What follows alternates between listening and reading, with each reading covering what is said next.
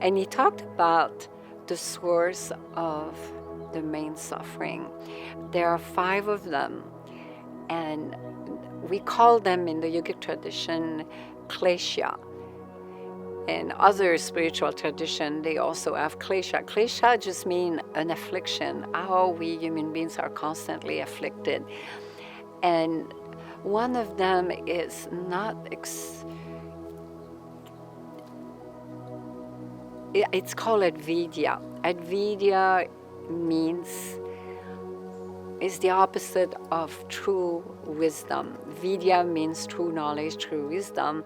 Advidya is ignorance. So ignorance, when we mean ignorance, we don't mean ignorance of in terms of education. We mean ignorance in terms of experiencing the true beauty, the existential of who we are, our intrinsic nature of who we are. Advidya has been said that is the major, they are like poison, and literally that's what they mean, they're poison. We drink that constantly, most people do. You drinking the poison and thinking that it's not going to affect. So Advidya, when you become aware that ignorance is the major cause of sufferings, of not experiencing your true divine nature, that all other poison comes from that. And I will explain further. Like all the doubt, hatred, jealousy, so many things that keeps the mind going, the chattering, the box, the self-talk all the time.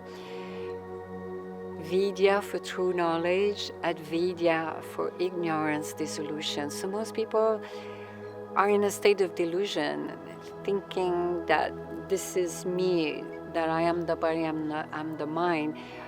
You are not the body, you are not the mind. You are not all the socio-economic background identification like ethnicity, gender, even gender, not just the role, but the tendency, like gender identification, sex identification, and a big one is religious identification, thinking that, look, the immense suffering and pain that it brought on our planet, all the wars we have had because of identification with religion, thinking I am Buddhist, or I am Muslim, or I am Hindu, or I am Christian. Look within your own relationship how it brings so much pain, and on the international level, all the pain and the conflict and the disturbance it brought for thousands of years. That patriarchal society that has been around for so many thousands of years and destroying so many culture and women and the animal, and the identifying with power, because religion ultimately, it gives a sense of inclusiveness, and yet it's exclusive. So spirituality is all inclusive. So asmita is the second klesha, and it's me, the personality, me, thinking that I am that personality, I am the body, I am the mind. All the like and dislike of relationship, look back and see how this has caused suffering into yourself. A sense of asmita, it's translated also as egoism, to be self-centered, be self-focused. Look at narcissism. It's a common thing going on now. So many people suffer from narcissistic compulsive disorder. Asmita is a big one.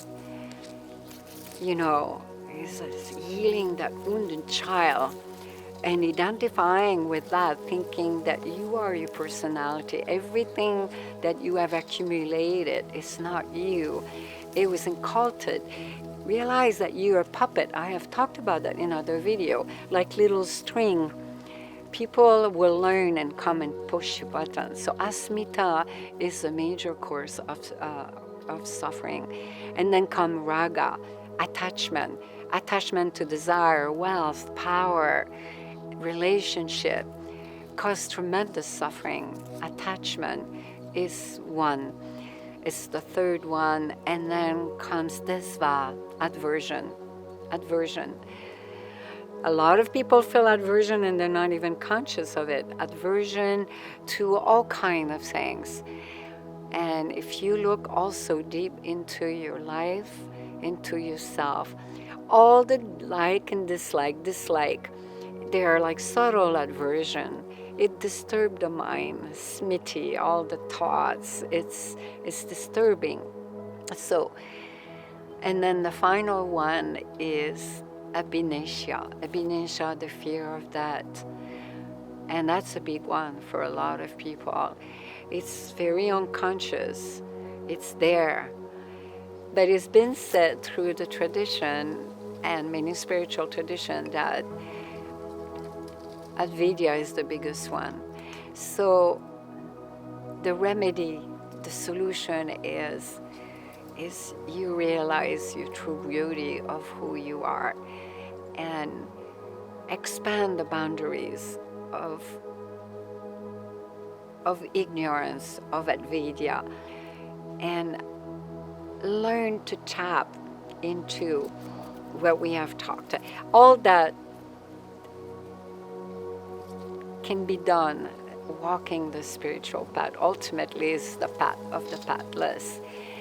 And the meditation and the pranayama and all the tools we talk. And this is done through gaining mastery and becoming your own master of yourself. Ultimately, that's what a guru is. A guru just means dispelling darkness, bringing the light. Ultimately, you become your own master. You have the light. We don't become the light. Even though my book is called Becoming the Light, it was just in the context of the books, but we are the light. The light is already in.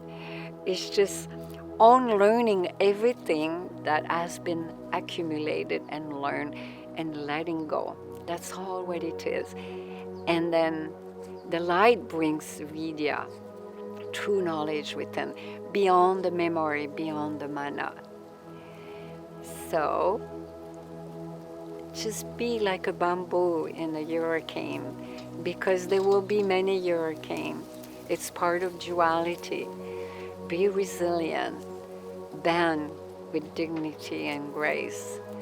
And just know within yourself, you have the intrinsic power, and within yourself, you have everything to manifest, not only what you want, the joy and the bliss and your true Satchitananda, but enlightenment is right here. It's just a matter of knowing who you are. Knowing yourself is knowing God, and knowing God is knowing yourself, and that's a gift of our Creator.